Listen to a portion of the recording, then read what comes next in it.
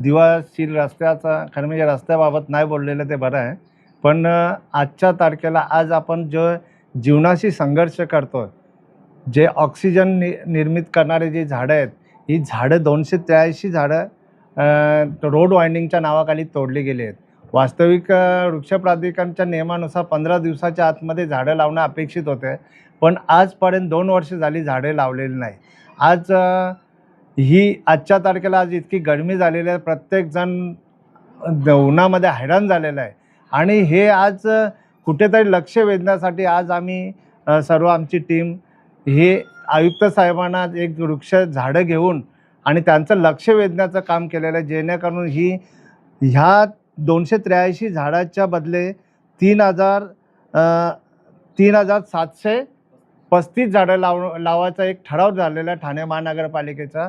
आणि 3,000 झाडं हे 2 वर्षापूर्वी झालेलं आहे. आणि 2 वर्षापूर्वीच्या नंतर आता मला वाटतं 3,000च्या ऐवजी 4,000 5,000 झाडं लावायला लागतील तिथं.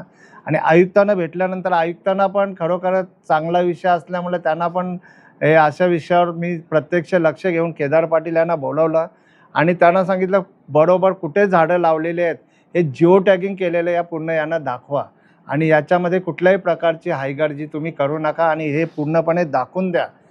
आज सर्व माणसं झाडांसाठी तडफडत आहे. आज आपण ठाणे महानगरपालिका हजारो म्हणजे करोडो रुपयाचे दंड आपण शासनाला भरलेलं आहे याच्या घनकचऱ्याच्या संदर्भात.